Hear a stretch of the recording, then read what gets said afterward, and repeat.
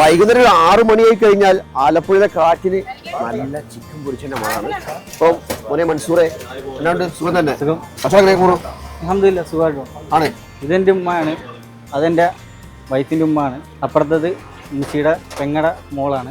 പിന്നെ വൈഫ് ചേട്ടനുണ്ട്, അവരുടെ ഭർത്താക്കന്മാരുണ്ട്.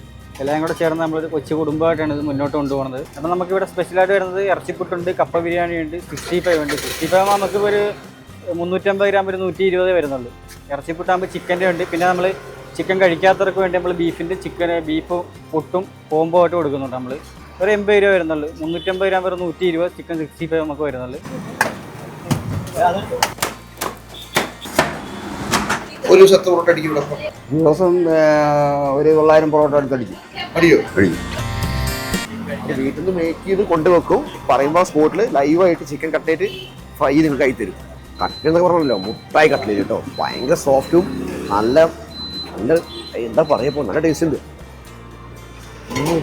ഇത് കണ്ടില്ലേ, ഇത്രയും വലിയൊരു കപ്പ്, ഒരു ഫുൾ കപ്പ് ബീഫ് കറിക്ക് ആകെ വാങ്ങുന്നത് 100 രൂപയാണ് വാങ്ങുന്നത്. അത് ഒരു ഫുൾ കുറ്റി പുട്ടും ചിക്കൻ എല്ലാം കൂടി കൂട്ടി 80 രൂപയാണ് ചാർജ് വരുന്നത്. ഒരു പപ്പടവും ഉണ്ടാവും കൂടെ.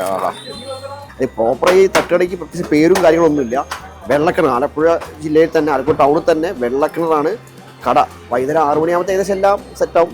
ചൂട് കാരണം കഴിക്കാൻ പറ്റാത്ത അവസ്ഥ.